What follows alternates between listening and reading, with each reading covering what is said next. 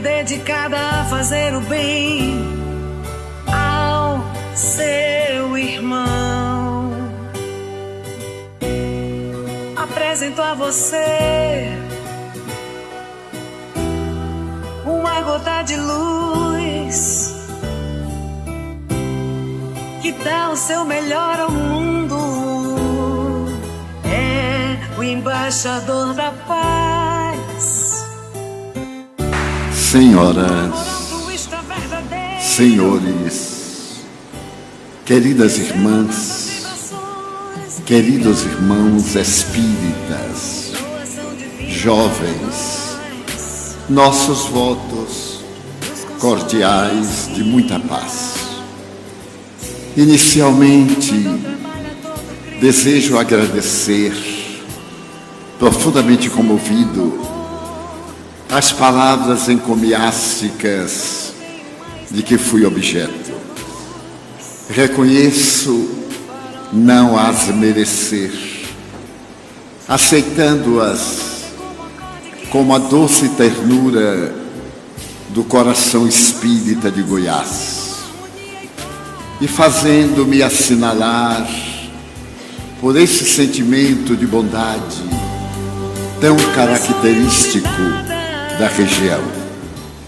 Fazia 400 anos que Israel não recebia a mensagem dos profetas.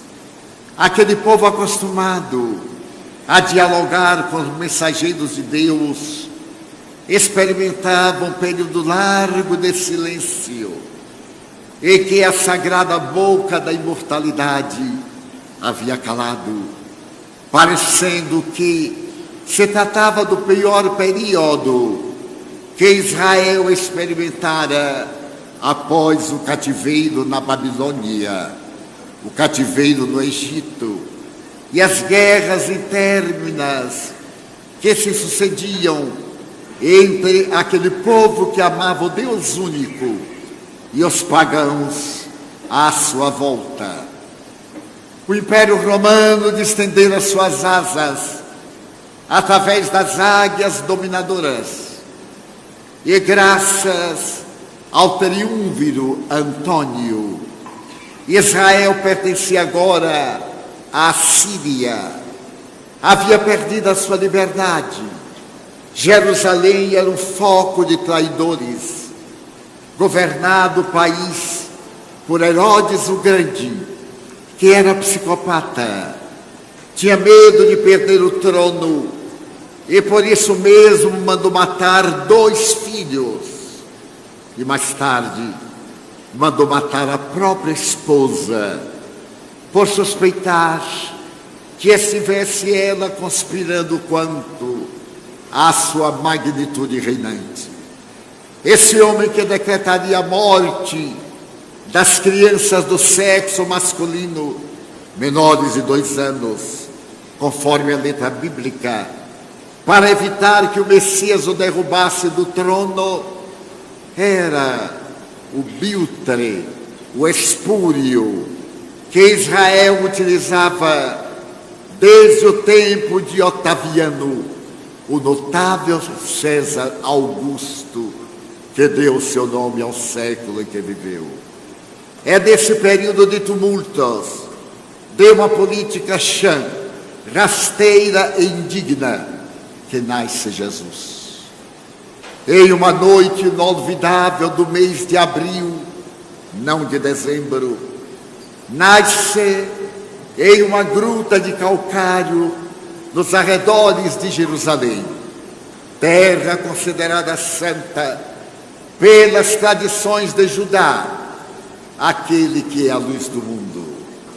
Na modéstia da gruta em que ele nasce, um ser estelar anuncia ao mundo uma era feita de misericórdia e de amor. 19 séculos depois, o eminente escritor francês, membro da Academia Imortal, Ernesto Renan, terá a ocasião de dizer que Jesus é um vulto tão extraordinário que não coube dentro da história. O seu berço divide a humanidade entre antes dele e depois dele, caracterizando este homem singular como o verdadeiro protótipo de uma era nova. E será este homem ímpar que vem trazer a Israel a possibilidade de ser realmente o povo elegido, por ser o único povo de todo o Oriente que acreditava no Deus único. O politeísmo era vulgar, os santuários eram prostituídos, as festas religiosas eram bacanais, faziam lembrar as saturnais dos romanos, as festas do deus Baco da Grécia. E veio este homem para falar que a felicidade depende da conjugação do verbo amor.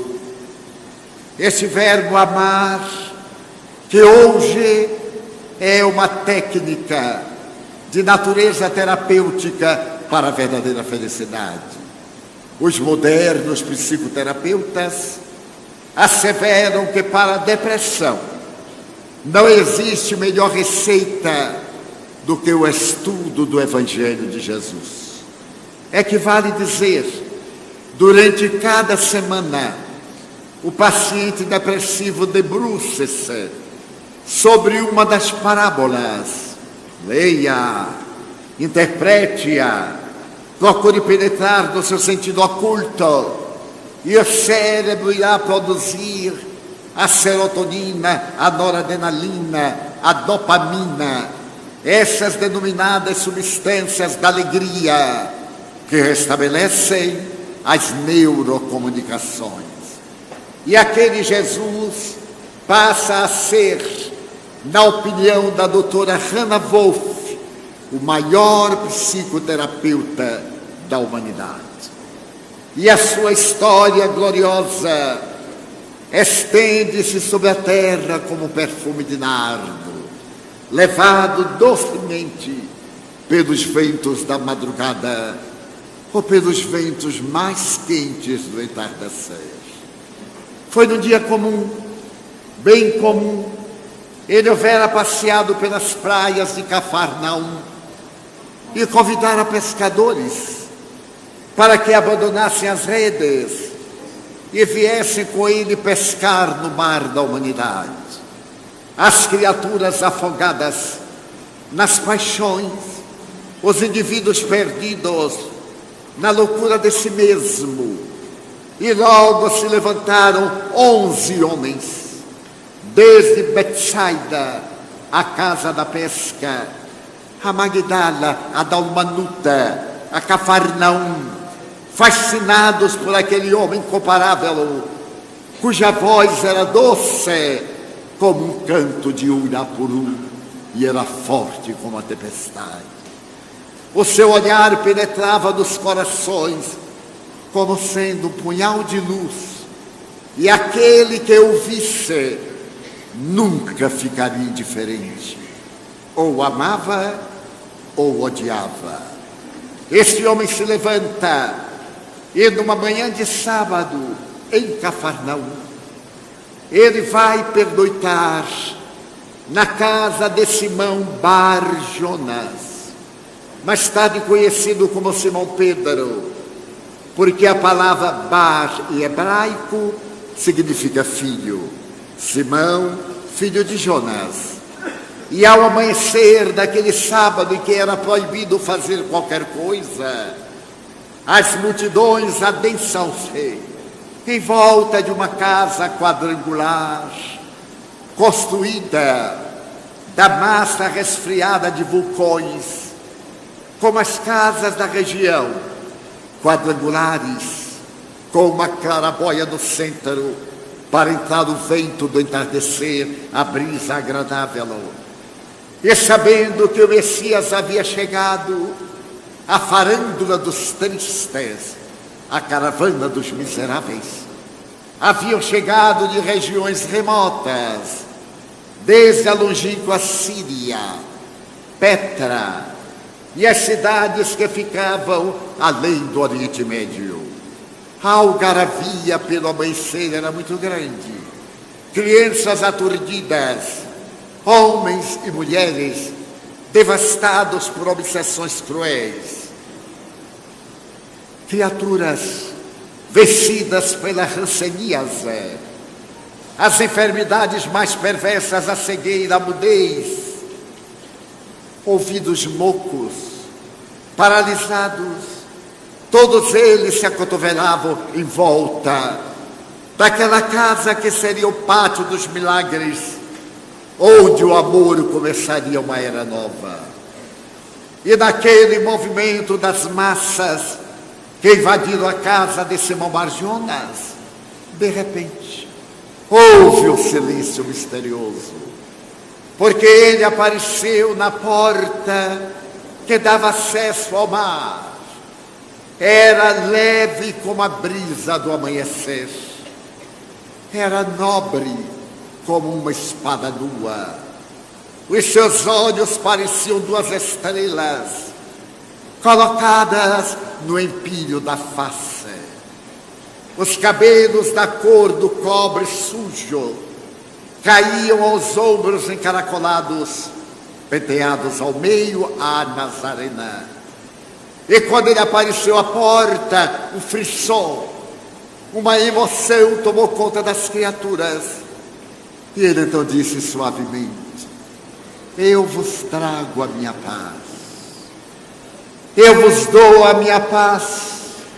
Não a dou conforme o mundo doa, mas eu a ofereço como somente eu a posso doar.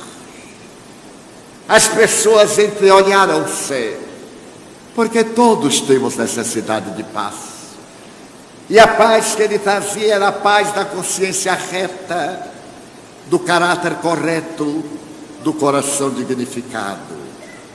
Nesse silêncio que se fez natural, do lado de fora, onde se acotovelavam outros que não puderam entrar, uma voz começou a boiar: Jesus de Nazaré, tem piedade de mim, socorre-me.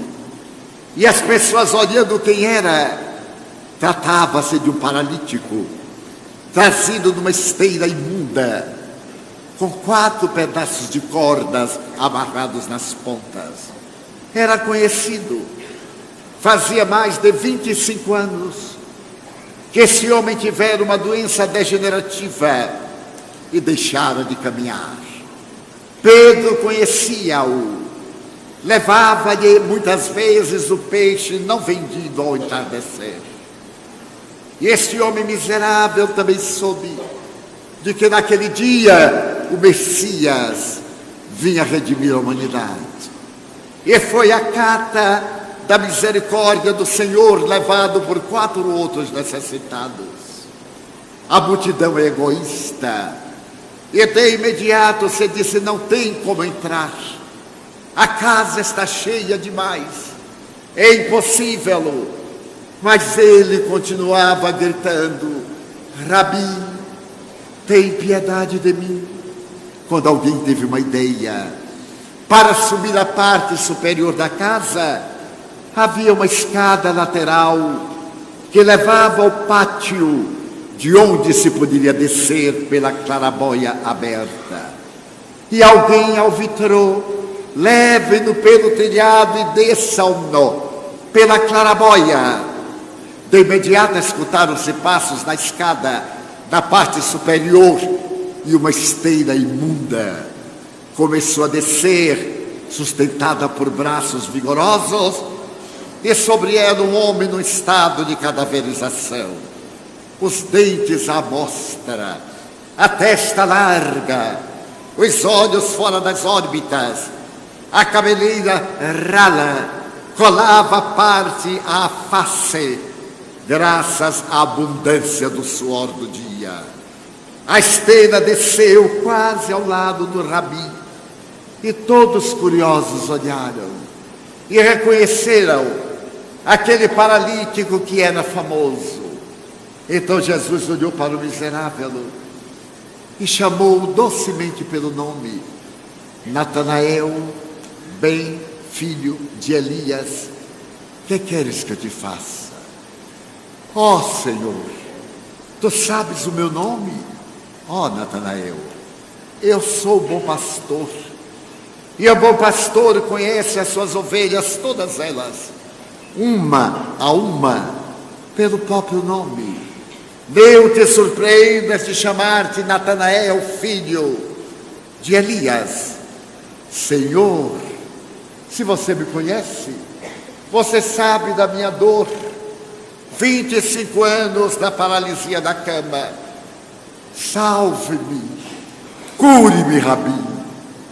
Então Rabi olhou para a multidão, e a multidão, ávida de novidades, meneou a cabeça como a dizer: cura-o. Tu não és o Rabi? Cura-o, para que nós vejamos, e vendo, creiamos. Então Jesus, genufletiu-se, dobrou-se, e olhando nos olhos esbugalhados de Natanael, disse-lhe: Natanael, bem Elias, eu te ordeno, levanta-te e anda. Natanael ergueu os braços magros, cravou os cotovelos no chão, deu um impulso ao tórax, mas naquele momento ele experimentou um vágado, desmaiou e tombou. A multidão teve um ar de descrença, aquela exclamação de dúvida: mas Jesus estava de joelhos e agora contemplou os olhos de Natanael com outra expressão. Ele disse com doçura e vigor: Natanael, bem Elias, tu crês que eu te posso curar? Creio, Rabi. Então, em nome de Deus, levanta-te, ergue-te. E Natanael, parecendo que havia uma catapulta que o erguia pelas costas, levantou-se e oscilou como um pêndulo de relógio. A multidão exultou. Ele dobrou-se, enrolou a esteira e perguntou a Jesus: e agora? Que queres que eu faça? E o mestre lhe disse: vai aos doutores e apresenta-lhe aquilo que é o poder do Pai que está nos céus. Muitos de nós teremos ocasião de ler esta frase no Evangelho várias vezes, quando ele manda os doentes se apresentarem aos doutores, mas não sabemos por quê. Por causa de uma tradição. Quando a pessoa adquiria enfermidades infecto-contagiosas, deformantes em Israel, eram expulsas da cidade, e o seu nome era retirado do livro dos vivos, e a pessoa era considerada morta. Toda vez que Jesus recuperava alguém, mandava que se apresentasse para ter o nome de volta no livro dos vivos. Natanael parte correndo e a multidão fica embriagada de surpresa. De repente, uma mulher que estava perto com uma criança cega grita: Rabi, tem piedade da minha filha, que é invidente. Ele toca nos olhos da menina e o nervo óptico recebe a luz, ela grita. E alguém pede adiante: Senhor, tem piedade de mim, lava a minha lepra. E mais alguém, outro. E aqueles que eram curados iam-se, e novos doentes chegavam. Aquele sábado passou rápido, e ao cair da tarde o mestre continuava lavando as misérias humanas. De repente, Pedro, que estava na porta, sentia esse orgulho que todos nós experimentamos. O mestre estava na sua casa. Ter Jesus dentro da sua casa era uma honra, e ele sorria de contentamento quando Jesus olhou, e ele também, e ele notou que Jesus estava cansado. Passara todo o dia, estava pálido, a sudorese abundante, Então Pedro teve uma atitude fora. Por hoje basta, expulso-vos da minha casa. E a semelhança de um cão, São Bernardo aproximou-se docemente do seu amigo, envolveu-o no abraço de ternura e levou à praia. Jesus amava a natureza, era o seu templo, e o altar de devoção era e é o coração da criatura humana. Ele amava aquele mar piscoso da Galileia, os tamarindeiros enormes, as latadas de flores, a grama verdejante, as pedras de tonalidade roxa e arredondadas nas ondas do mar, produziam uma sinfonia naquele sacudir das ondas. E Pedro colocou sentado numa pedra e, na condição de amigo, sentou-se-lhe ao lado. Olhava para aquele rosto másculo, triangular, a cabeleira abundante, a tez queimada pelo sol, e percebeu que Jesus chorava. Então ele perguntou: mestre, tu estás chorando? Sim, Simão, eu estou chorando, de alegria naturalmente, porque hoje tu curaste os miseráveis de Cafarnaum. Natanael ben Elias eu conheço, faz muitos anos que eu ajudo na miséria que o vergasta. Aquela mulher cega também eu conheço, aquele homem que tinha o corpo devastado pela lepra, eu conheço, e vi quando os tecidos cicatrizaram diante dos meus olhos. Tu deverias estar contente, alegre. E Jesus lhe disse: não, Simão, eu estou triste, porque tu e eles não me compreendeis. Tu achas que eu vim à terra colocar remendo novo em tecido velho, colocar o vinho bom em odres sujos para que se avinagre? Não, Simão, o Filho do Homem veio para algo muito importante. Tu falas que Natanael está feliz, está contente, não feliz, porque neste momento ele está no lupanar. Ele está dizendo: agora que eu recuperei os movimentos, eu vou me vingar daqueles que me desprezavam, daqueles que me menoscabavam. Eu agora tenho saúde graças ao Mestre e vou desforrar-me das humilhações que passei. Aquela mulher que era cega está em casa dizendo: aqueles que me perseguiam e não me ajudavam irão provar agora da minha vista. Agora eu posso vingar-me. E tu me falas do leproso, a quem cicatrizei as feridas. Ele está diante de uma mulher que vende a alma e diz: olha para o meu tórax, nenhuma cicatriz. Eu agora vou beber o prazer do sexo até as fezes. Vou entregar minhas dissoluções, porque Jesus me curou. Tu acreditas que eu tenha vindo para curar corpos? Eu sei que tu não me podes compreender, que é necessário, pelo menos de momento, mas olhando na direção do futuro, eu te quero dizer que um dia, quando a humanidade estiver cansada de chorar, quando as lágrimas se transformarem em córregos volumosos, e para a dor não haver nenhum lenitivo, eu voltarei, mandando inicialmente o Consolador, o Espírito de verdade, o Paracleto, que virá na condição de advogado, para repetir as minhas lições e dizer à humanidade tudo aquilo que não posso fazer agora. Dizer coisas novas que ainda não me podem compreender. Um dia, Simão, eu mandarei alguém dar continuidade à minha palavra. Essas expressões do mestre naquela noite inolvidável foram carregadas pelo vento. E ele exerceu o seu ministério, como sabemos, entre incompreensões, sórdidas perseguições, desacatos, traições, mentiras.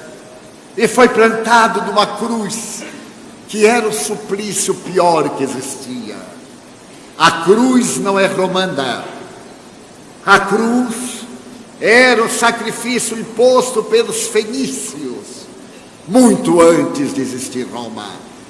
As suas dores são de natureza cruel, porque todos os músculos se desconectam e os ossos saem das articulações quando o corpo desce, sustentado pelos cravos, na trave horizontal e na trave vertical.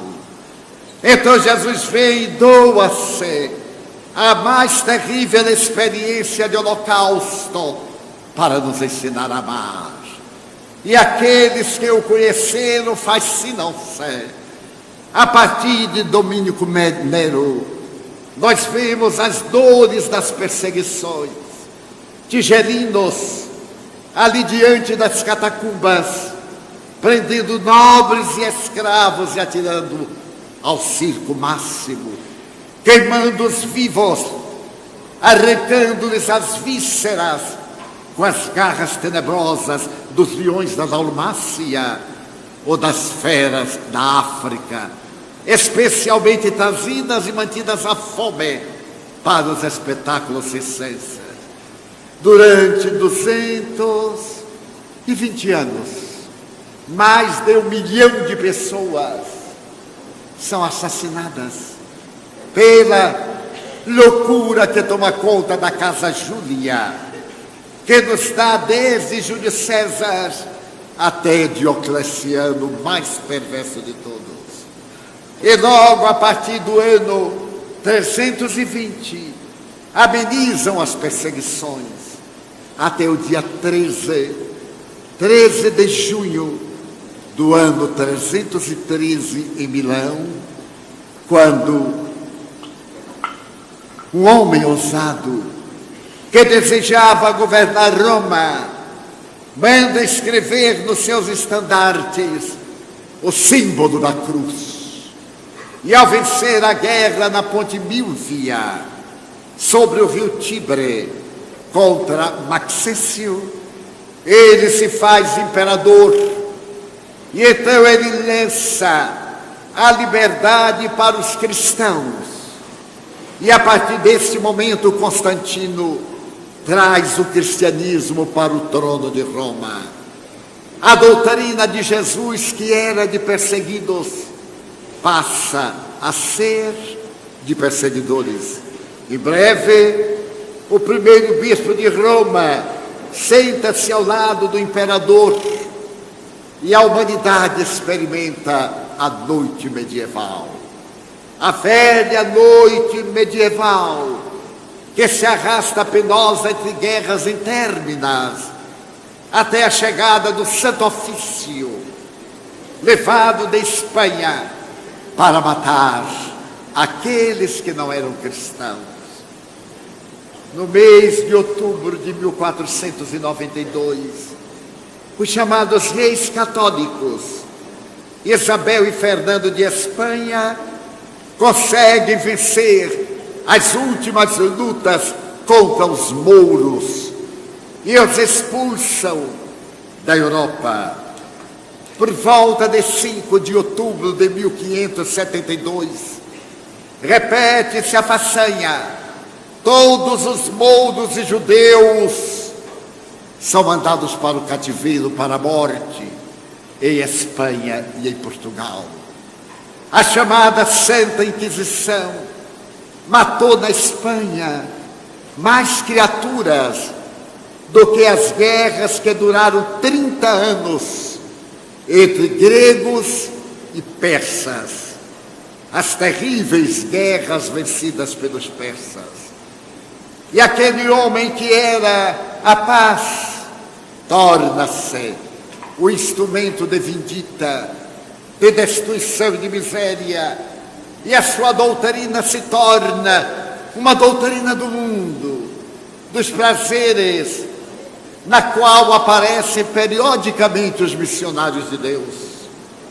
Francisco de Assis, Clara, a alma piedosa de Joana d'Arc, preparando o mundo latino para a chegada do Consolador.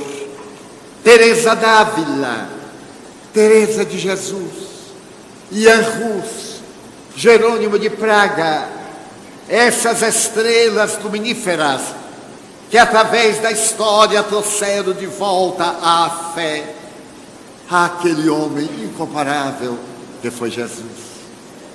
E quando a humanidade atingiu o ápice das investigações por volta do século XVII, os investigadores perceberam que a religião não tinha condições de competir com o empirismo que antecede a ciência e a tecnologia.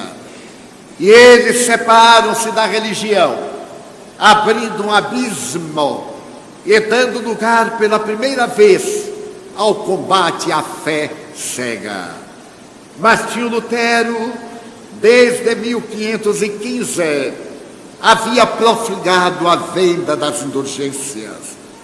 Colocou na porta da igreja 92 protestos, nos quais a doutrina oficial estava em pecado capital.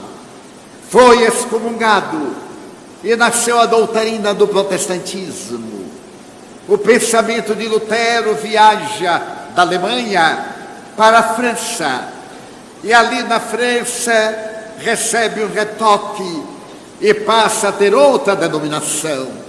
Vai para a Suíça de língua francesa, em Genebra, e ali em Genebra novamente é retificado, e hoje são aproximadamente nos Estados Unidos da América do Norte 2.000 denominações. Se examinarmos essas denominações com as velhas religiões da Ásia, com o hinduísmo, com o muçulmanismo, com as doutrinas variadas da Babilônia, o maior número de guerras que houve na Terra foram guerras de religião.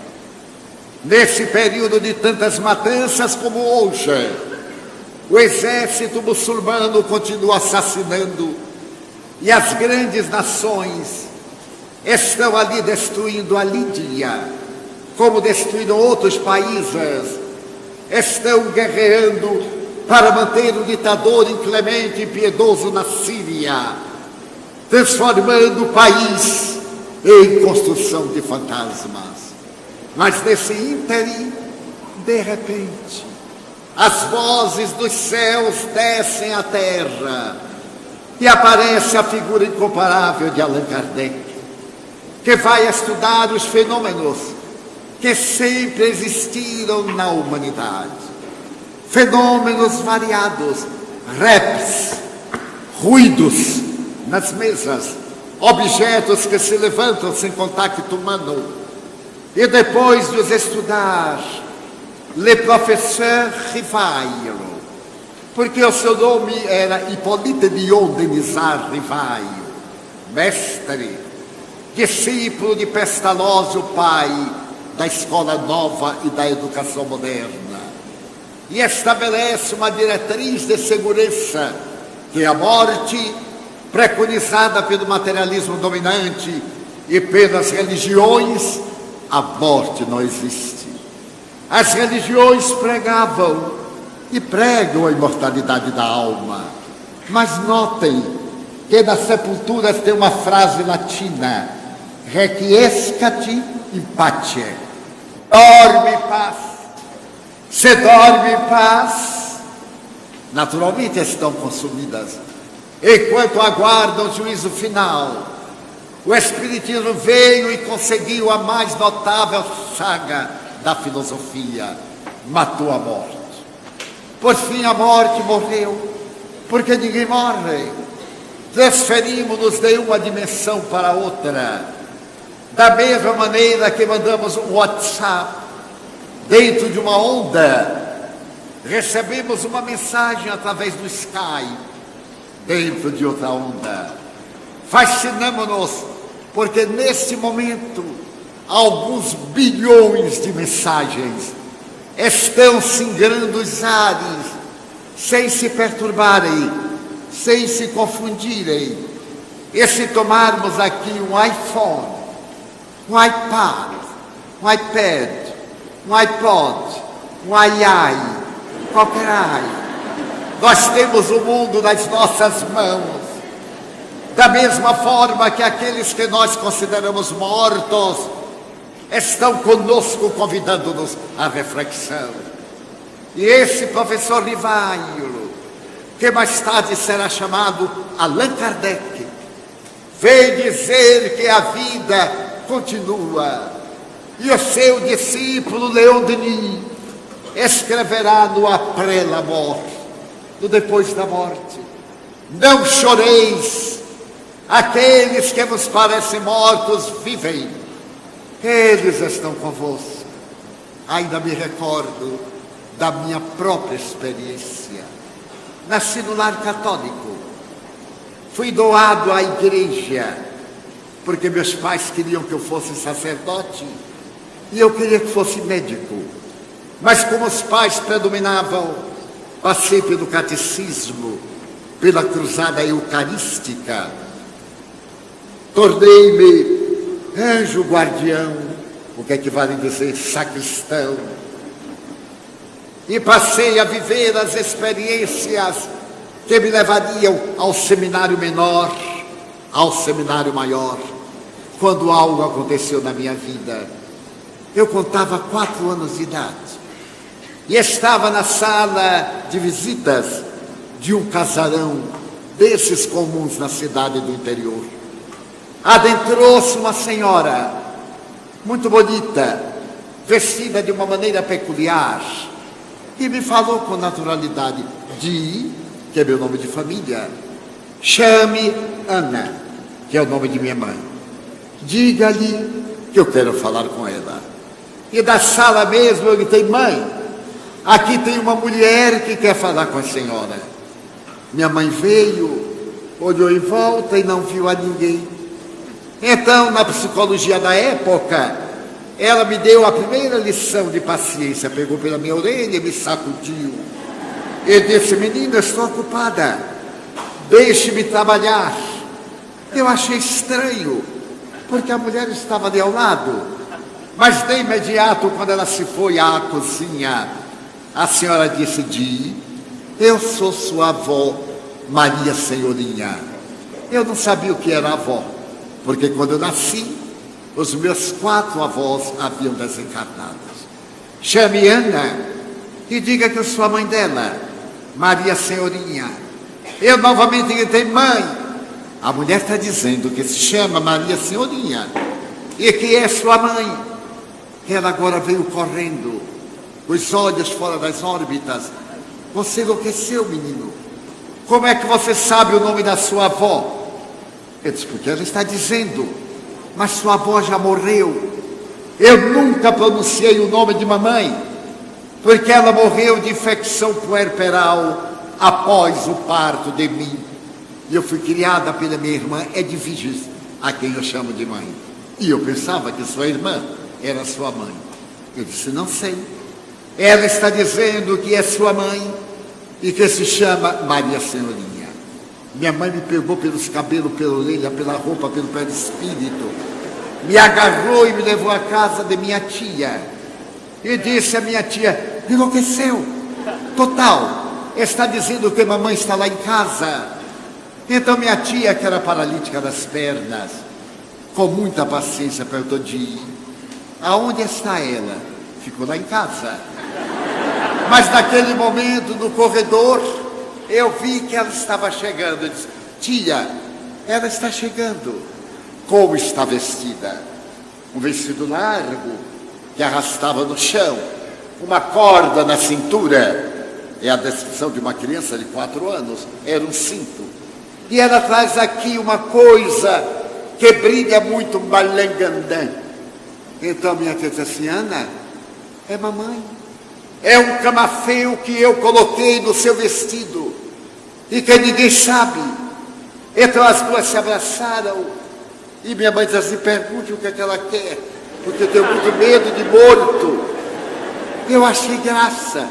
As duas adultas abraçadas e o entregue a Satanás sozinho, para poder conversar com a personagem estranha.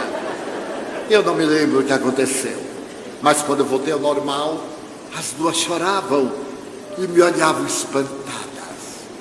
No dia seguinte, eu fui levado ao padre para ser benzido, o bento, para receber a água bendita e ele fazer o exorcismo.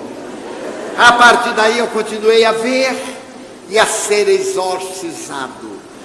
E o sacerdote que me amava muito dizia: é Satanás, é o diabo que ele quer arrebatar para o inferno. E eu dizia: mas o que é que eu faço para o veneno do diabo? Até o dia que eu me aborreci com Deus e blasfemei: você não aguenta com o diabo, e acha que eu aguento. Mas foi desse ínterim, nos meus tormentos juvenis, que morreu um irmão meu inesperadamente, no dia 23 de junho de 1944.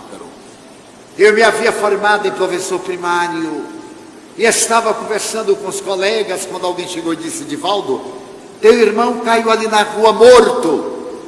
Eu corri até lá e ele estava em decúbito dorsal, mergulhado numa imensa poça de sangue. Havia tido uma ruptura cerebral e morreu asfixiado. Eu tive um choque emocional e corri para casa para avisar a meus pais. Meu pai já vinha correndo porque ele soube. Eu sentei-me à mesa. A nossa mesa era grande porque nós éramos 13 filhos. 2 bancos laterais. Sentei-me e fiquei estático. Eu nunca houvera visto uma pessoa morta, a não ser aqueles mortos. Ele foi trazido, morava próximo de nós porque era casado. E às 8 horas, minha mãe, impactada, chegou até mim e disse: meu filho, vamos fazer o velório de seu irmão. Ele já está vestido.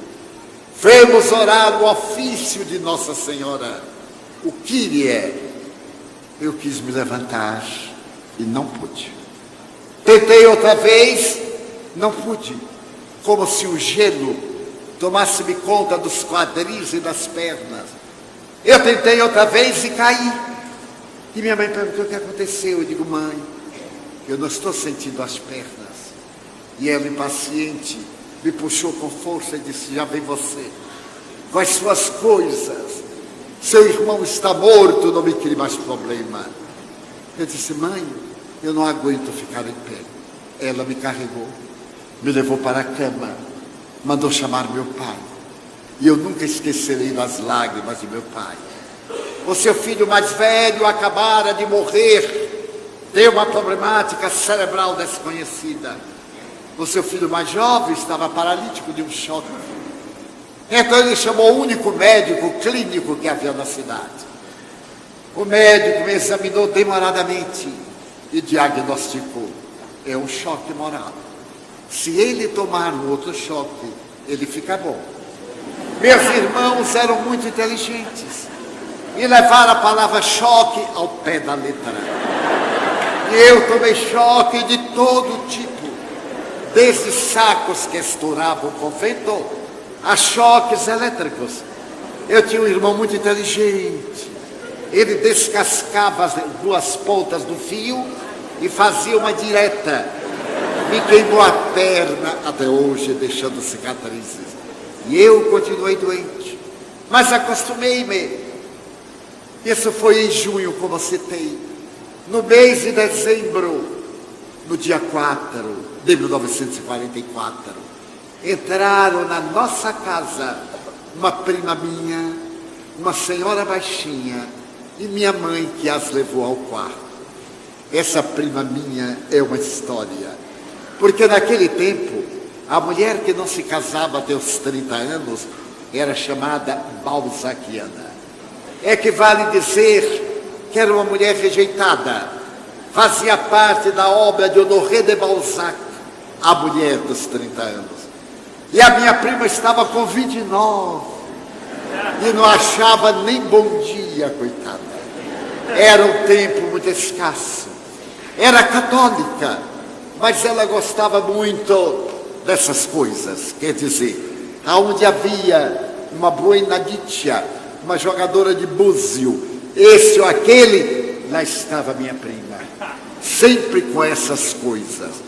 Quando chegou a Feira de Santana, uma senhora que minha prima disse, ela é média aritmética. E então ela foi consultar a média. E a primeira pergunta que ela fez à média foi esta: eu vou me casar ou não vou me casar? Porque quando a mulher quer casar, nem Jesus Cristo aguenta.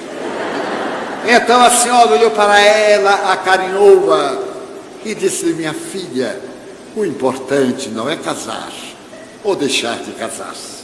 O importante é ser feliz. E você pode ser feliz casando-se ou não se casando. E conversou com ela com uma ternura imensa. Aquela consulta foi a tarde inteira. E mais ou menos umas 4 horas depois, ela disse, senhora, eu tomei do tempo todo, quanto é a consulta? Nada, minha filha, nós estamos conversando. Mas a senhora não cobra? Não, eu sou espírita. E nós, os espíritas, damos de graça o que de graça recebemos. Mas o que é isso? A caridade, minha filha. É a doutrina de Jesus, a caridade. E a senhora pratica a caridade? Tento, pelo menos. Eu tenho um primo muito doente. A senhora visitaria, porque não tem diagnóstico. Com muito prazer. No dia seguinte, às 17 horas, a senhora baixinha, gordinha, porque médio muito magro, eu não confio. Aquela coisa desvitalizada, a gente vai tomar um passe com o ossuário. Eu gosto de tomar passe com médio gordinho, aquele que tira o suor e dá um passe. Agora a gente pega o esqueleto, que dá vontade da gente dar uma vitamina C, ou o redoxo. Ela era gordinha, e então ela me olhou simpática, e disse, mas é esse o rapazinho doente?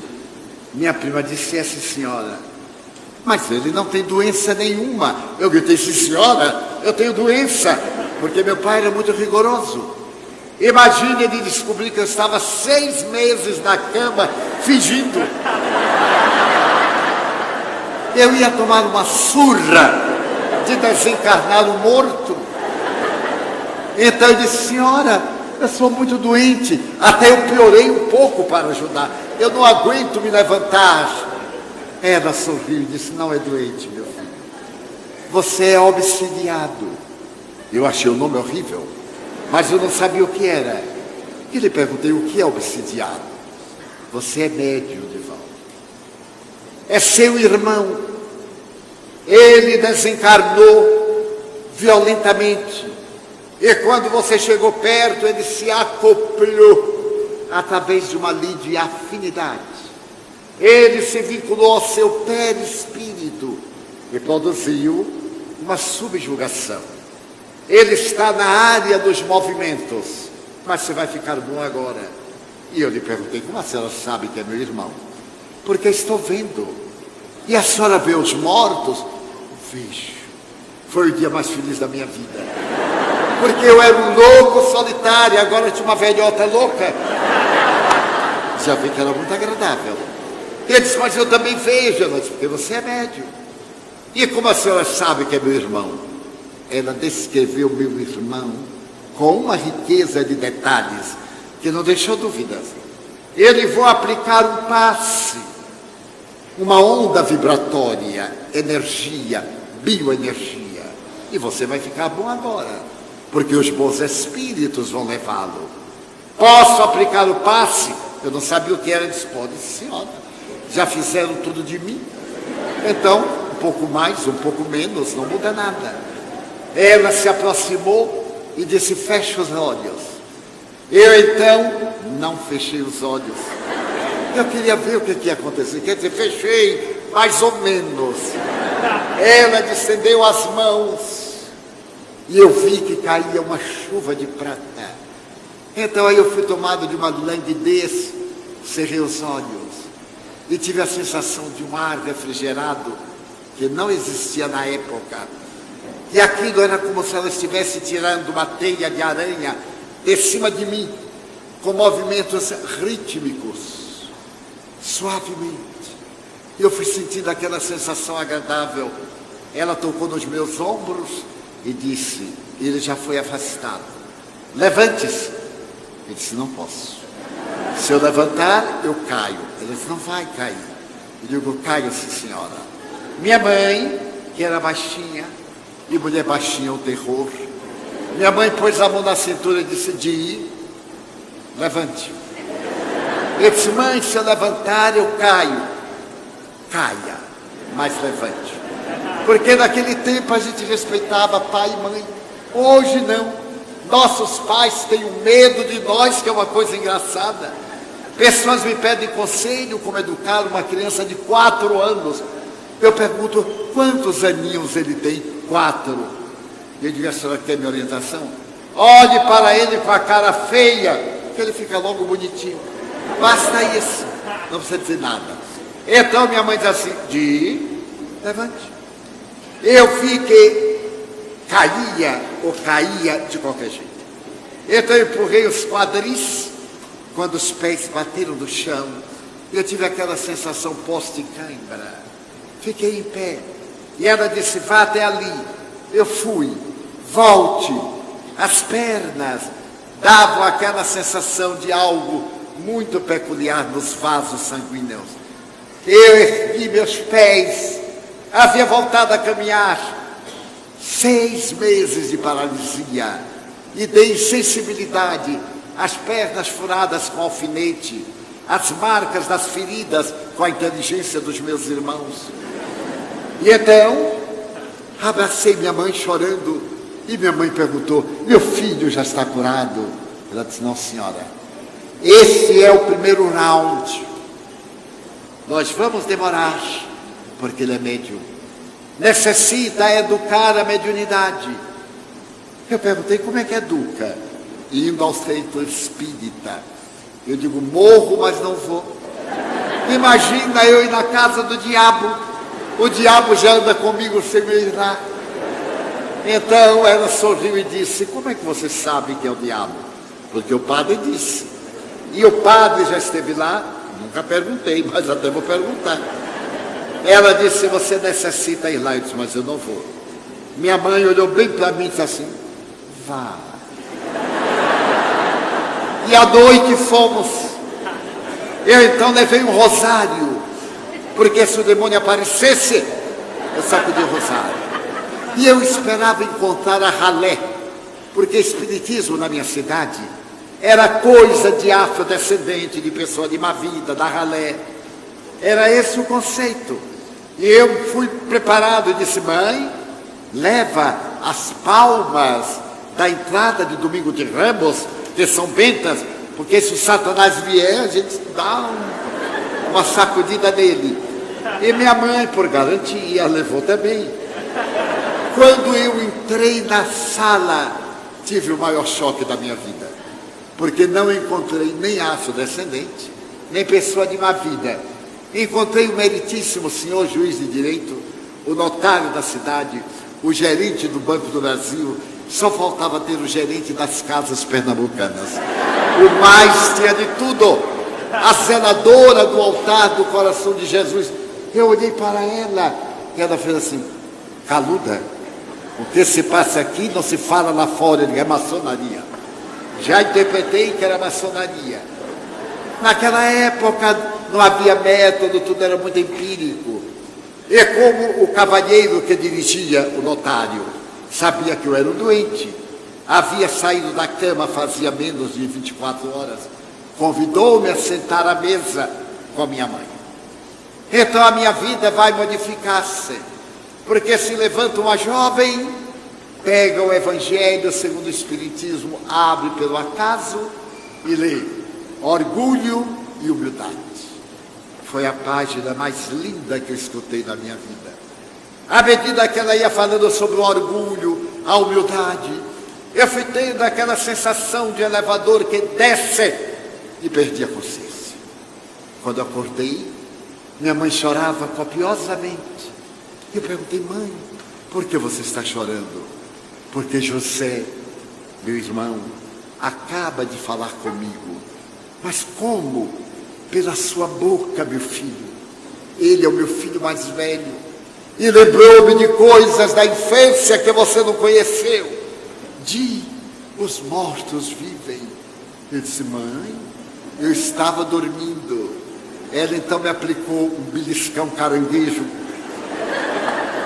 Você está duvidando de mim? Eu digo: não, senhora. No dia seguinte, sábado, eu fui confessar. Era natural, era católico.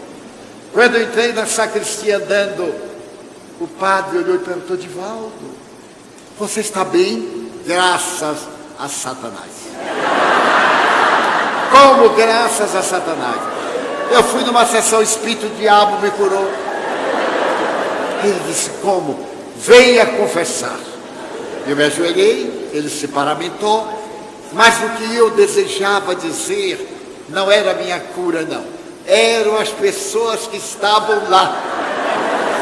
Eu então dizia assim: padre, tinha tanta gente daqui da igreja, e ele não perguntava quem era. Então eu não poderia denunciar que era pecado, não podia calar que era pecado. Eu dizia assim: ai, padre, tinha tanta gente conhecida. Ele: como é que foi? Eu contei. E agora eu venho me confessar. Eu te perdoo. E amanhã comunhão. Eu disse: o que é que eu faço? Na próxima sexta-feira, volta lá. Porque Satanás tem essas tramas. Ele quer te iludir para te pegar depois. Eu disse: mas é pecado. Ele disse: é pecado. Você peca sexta, confessa sábado, eu dou comunhão domingo. E resolvemos o problema. Então eu ia sexta, sábado, domingo, etc. Era dezembro.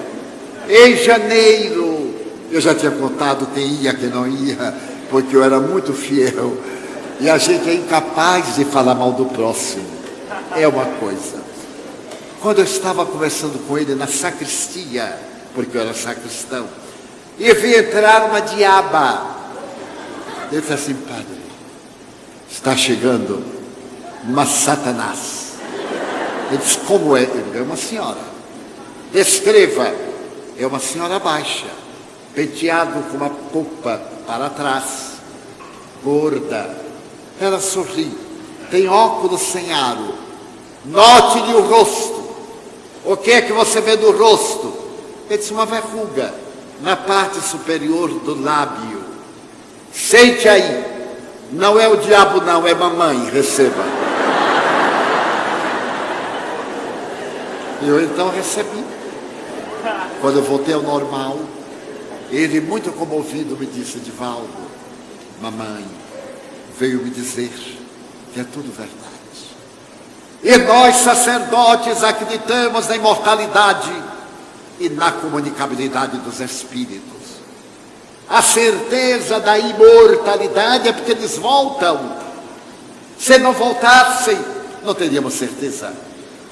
Eles voltam, mas o nosso problema não é contra a mediunidade e não é contra a comunicação.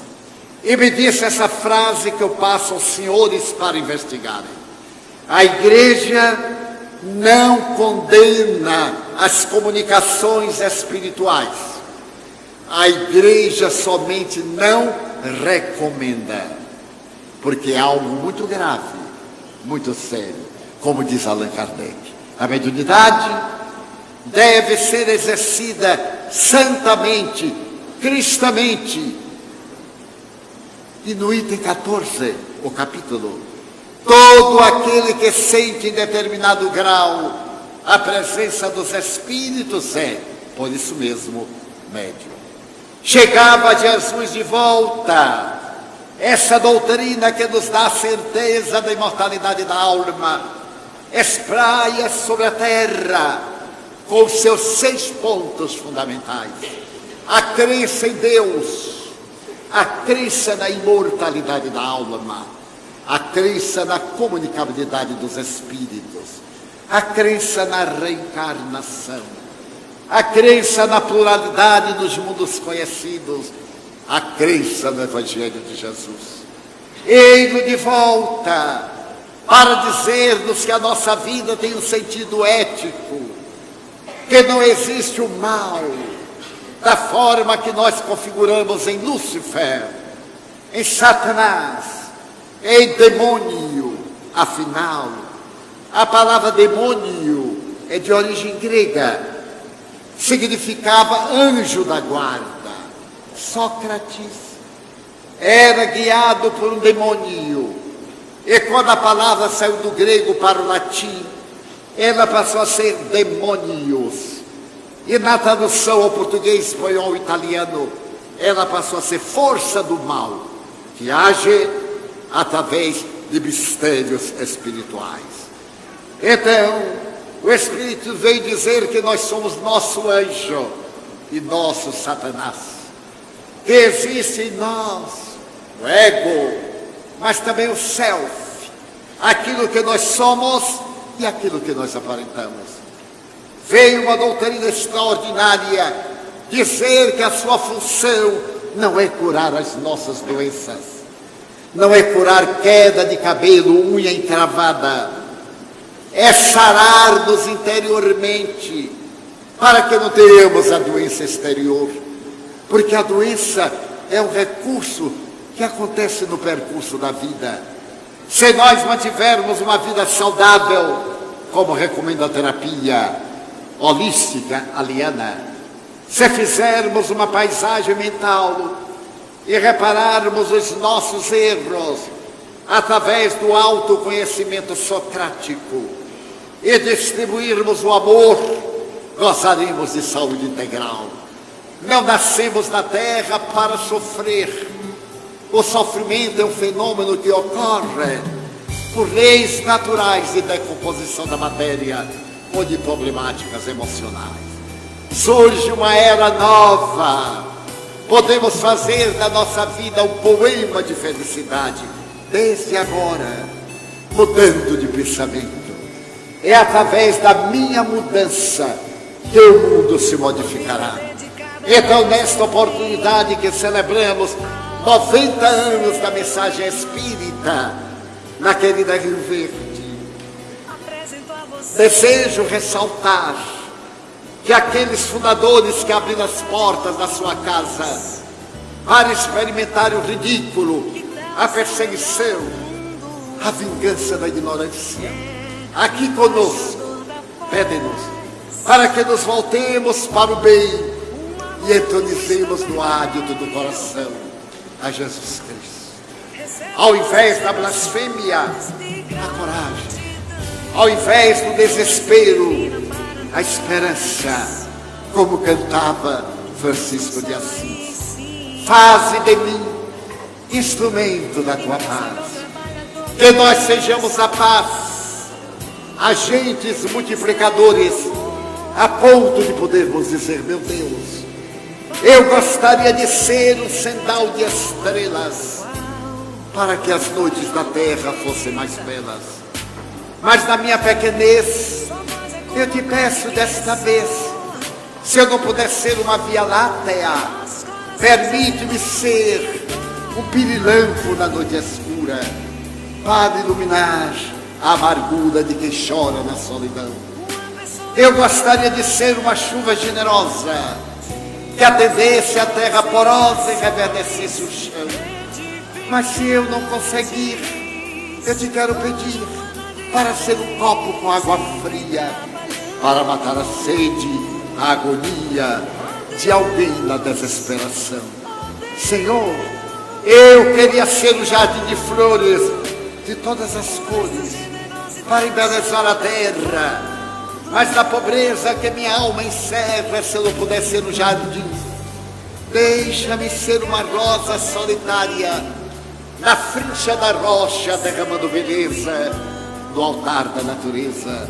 Eu desejaria ser a montanha altaneira, de onde você pudesse ver a terra inteira. Mas se eu não lograr, eu te quero rogar para ser uma pedra pavimentando o chão por onde viajam os conquistadores da ilusão. Eu desejaria ser um pomar, uma árvore, para projetar sombra no chão, com alguém que, ficando ali, olhasse a multidão, e quando alguém passasse pelo meu caminho, ele falasse de mansinho: olá, e ele me perguntasse: quem és tu? Sou teu irmão, cabe tua mão, irei contigo, sou teu amigo.